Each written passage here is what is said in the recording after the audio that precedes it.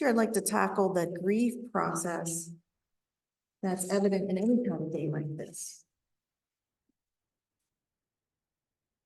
And just as an aside, some of this information is taken from the certifications I received through grief education and grief movement programs. So some of the information on the slides, just want to honor those sources. First quote I'd like you to consider is from Admiral James D. Kirk of Star Trek. And in Wrath of Khan, he says, how we deal with death is at least as important as how we deal with life. And that can mean many things to many people. I think it's worth considering how we deal with each of those and not shirking one for the other.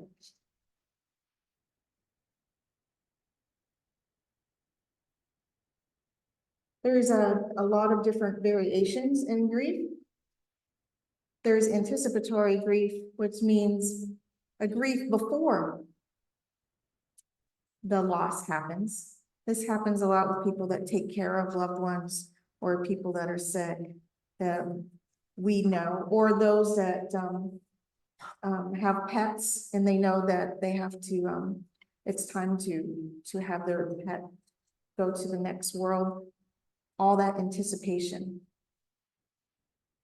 Early grief is within the first 2 years. And I want to point that out. Really, it can be varied from person to person, but the first 2 years, and in this culture, there's a lot of let's just get over it and done with it.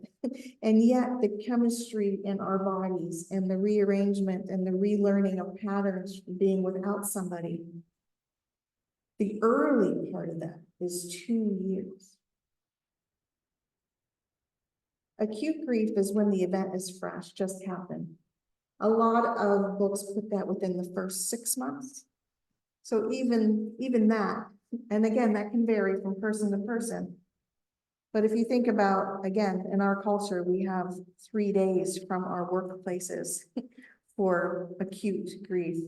And yet there's a recognition that our chemistry, our brain chemistry is really in that space for 6 months or more. And I say brain chemistry because it really is a brain chemistry event as much as it's an emotional event.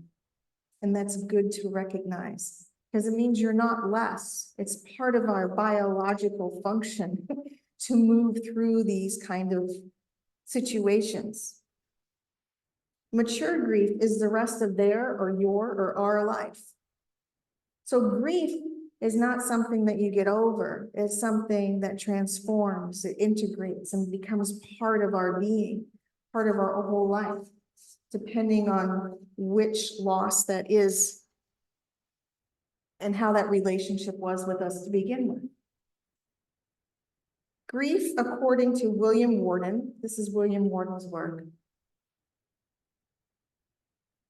is important for 4 reasons. One is to accept our reality as it is.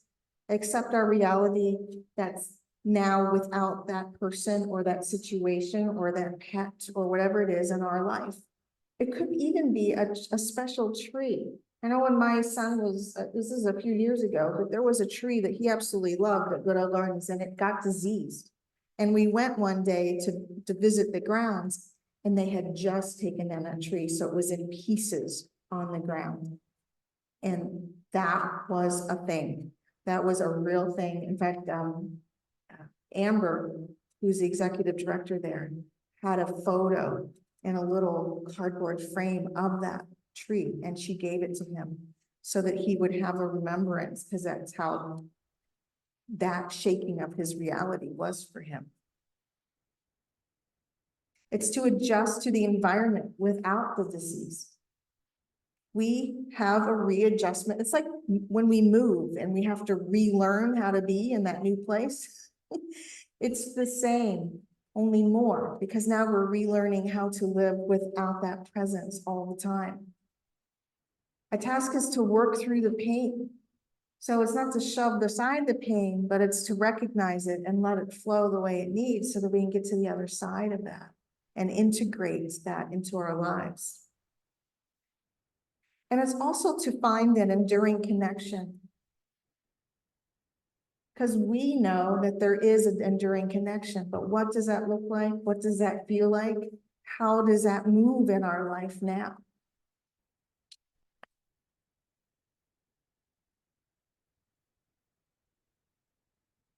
I know you're not going to be able to read all this, but I wanted to show that there's lots and lots of ways to be with people in grief. Lots and lots of ways.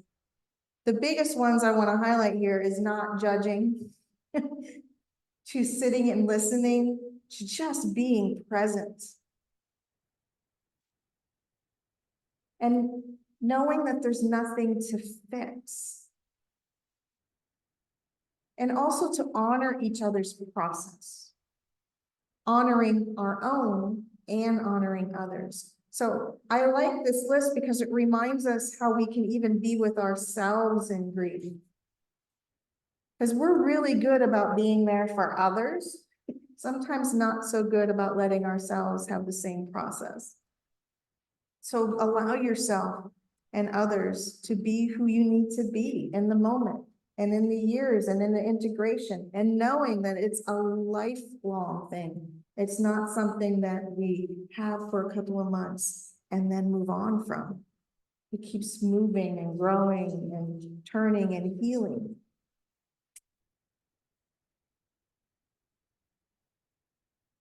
People often are interested in these topics and come to their spirituality in some form, or mediumship, or exploring because of a loss in their own lives.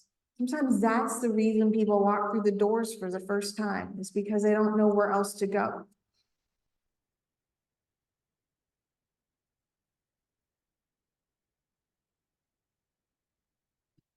Which, again, we're really great at helping the others, but do we own our own grief? Do we do our own work? Are we allowing our own awareness in what's going on there? And know that our spiritually mindedness doesn't prove anything about that relationship with after. And I tell you, I went through the literature. I went through unity.org. I went through truthunity.net, trying to find talking points from our founders, through our history, through spiritualism, through the New Thought movement about grief. There's not a heck of a lot there at all. I did find a 1975 talk by Eric Butterworth where he answered somebody's question about grieving. And he kept going back to how we not to fear death, that death is not something to fear. Never tackling the actual question of grief. We spiritually gaslighted ourselves out of the reality that we're human and need to do this. This is something that's necessary, and it's not less for feeling it and moving through it. It's part of our human experience. So to not put grief in a corner, to know that not all grief is the same, and yet it's still valid. So when my grandmother passed, she had been sick on and off. We knew she was passing. I'd gone down at one point and she just looked awful. She had the mask on. They had a medical bed in her living room, you know, the whole thing. I told her that I would be back down in a couple of days. She knew I was coming. She knew I was bringing at least some of the children. I only brought the 2 older boys at the time because I wasn't sure if the state I saw before would scare the younger ones. Here, she spruced herself up because she knew we were coming. There was like this, you know how you hear about people doing that? Well, she definitely did that. She wasn't wearing the oxygen mask at the time. She made my aunt do her hair, you know, the whole thing. And we had a nice little conversation. She kind of shooed everybody else out of the living room, and she and I had a nice little chat. She told me things that she had never said before. It was kind of like our goodbye. And there was something about that shifted the whole thing. Now, of course, most of us expect our grandparents to leave before we do. So there's an element of that too. She had lived a very long life. But there was something about that for me that clicked, where the grief part was more of just a settling in to this next phase. Now, that wasn't the same when my husband passed. He's been gone 12 years and there's still days that are like, really? Your kid's back there screwing up his room and putting holes in the wall. Why don't you come back and teach him how to deal with that? Because that's not my thing. We have to use YouTube to teach him how to do those things. You know, so I'll go back and even 12 years later, that was a totally different grief process and still is than that time with my grandmother. But it doesn't mean I don't love grandma any less, that I didn't have this huge, you know, downfall when she passed. So honor your own process with each person. There were lots of well-meaning spiritual people that told me when my husband passed that, well, you know, he's living on forever and you can still have a relationship, so don't worry about it. We do that to each other all the time in these spiritual settings. So honoring our life with it. That it really is, all of life is a spiritual process. So our grieving is also part of it. It's not to be pushed away. But what is it showing us about love or forgiveness or our own life in the moment? And how do we honor the actual life of the person that we're in grief about? I also want to point out that there is a difference between grief and mourning. Grief is a very internal journey. Mourning is an external journey. And we can't assume a person's feelings on either end of that based on their internal or their external process. I know when I was told over and over by a parent growing up, and even into my 20s and 30s, that you do not cry in front of other people, that's something private, you just keep that to yourself, all the things. So, especially my early life, anytime something would happen, a grandparent, a cousin, or whatever, there was no outward anything. Because your elders were telling you that you were less, or that's private.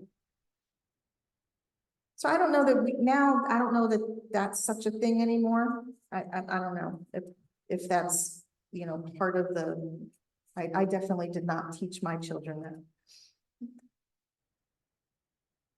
I guess my point is, it doesn't matter whether somebody's crying or not crying on what they're really going through on the inside. Or the people that we see on social media that post everything they remember on different anniversaries and different holidays and whatever. That's one way that they are outwardly sharing that. And other people don't do that. But it doesn't mean the people that don't do that don't love their people any less or more.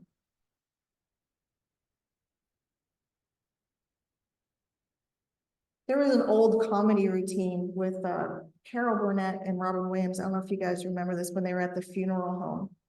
I think you can find it on YouTube. If you want to look it up, you just write Carol Burnett and Robin Williams funeral home, and I'm sure it'll pop up. But that whole skit, even though it was outrageous because it was the two of them, that whole skit was talking about how people share and show their grief and how other people are either comfortable or uncomfortable with what people are doing or not doing. And in that skit, Robin Williams teaches Carol Burnett how to keen, which is the screaming and the moaning at the, you know, so you can imagine how everybody around them were feeling while they're keening in the moment. But I like this not just because it's crazy, but because it really shows how comfortable or uncomfortable we are with other people's expressions, or how comfortable and uncomfortable we are with our own personal expressions. One thing I do want to point out though with this is in outward expression, there is a great downturn in people doing services or memorials or life remembrances and all of that. And what they're finding psychologically for us as a people is that's not a very good thing, because there's no ritual, there's no point in which we're saying that it's okay to have an expression, to remember, to mark our own grief, and to mark the life of the loved one that's no longer with us. And it doesn't matter what kind of ceremony it is or ritual it is. It's just the idea of having it for us, for our own movement forward. I did find this reflection by C.S. Lewis that I'd like to share with you before we move into some music. And he says that no one ever told me that grief felt so like fear. I'm not afraid, but the sensation is like being afraid.